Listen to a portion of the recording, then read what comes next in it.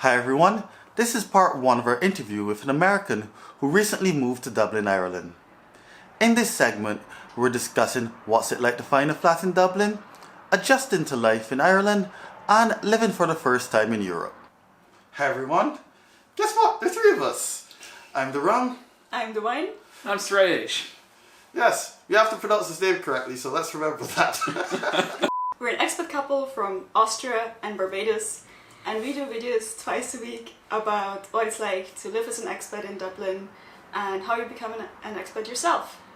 So if you like that, make sure to subscribe and hit the notification bell. So on today's episode, we're here with Suresh, one of our subscribers who's just moved, well actually not just, he's actually been here a while now, to Dublin, Ireland. So how long have you been living in Dublin and how are you enjoying it? So I've been living in Dublin now for 3 months. I moved here in October, and I'm really enjoying it a lot. The first couple of months have been a really interesting time to adjust. Even today I learned a lot of new stuff we can talk about later.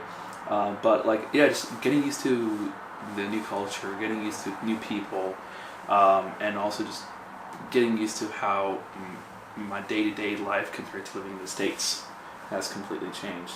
Transportation to work, figuring out how to shop, where to shop, figuring out my day-to-day routine, based around my work schedule on a day-to-day basis. So, I learned a lot in 3 months, and I would say I've adapted really, really well. Is this your first time living in Europe? Yeah, so this is my first time actually living abroad and by myself, and so there's a lot of learning and growth experiences that I'm doing as an individual, and it's been really, really fun to explore. It's wow, I didn't know you could do things this way, and so learning some new skills from people that have kind of lived on this side of the pond versus the States, and things are done very differently. Some things are kind of done the same, but I take every day as a new learning experience.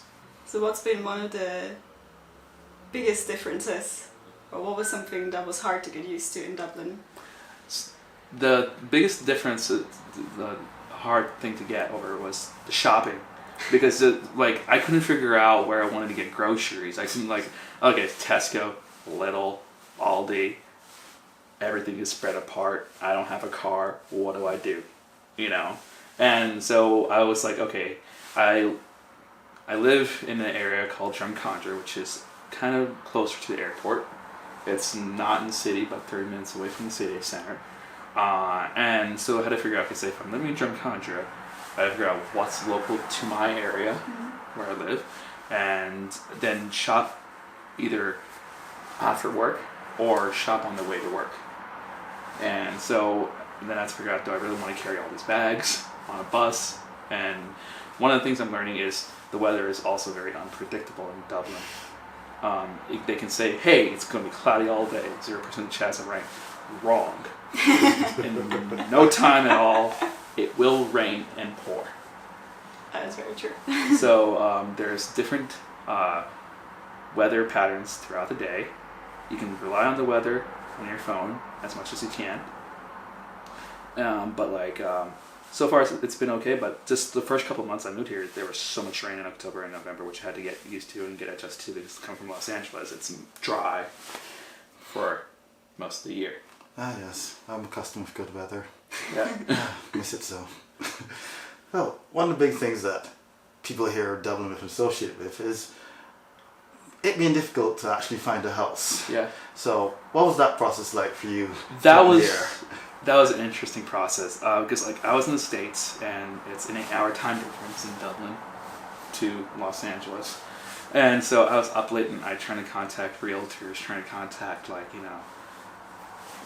places that were renting out apartments and stuff, and so I looked at options like Daft, I looked at Rent.ie, just kind of did my comparisons, but then I found Spot a Home, and I think Spot a Home, it's not like a plug or anything for them. Because they have an interesting model where they kind of you don't have to go see the house. They can record how the house looks, put blueprints of the house and what's available in the house. They also have a feature called Top Landlord, where the landlord provides really, really good service for the tenants that are living there. And my house was in that feature, so that's why I was okay, my first time in a new country, I want a place that's actually really well taken care of. The landlord does really good stuff for the house, you know. And so, and sometimes that can be the case, sometimes that can't be the case, even though they have a top landlord situation, but that's getting here nor there. But like, it was Spot a Home really did help me out. It was just like, okay, my work is in Dublin city center. Where do I want to, you know, live?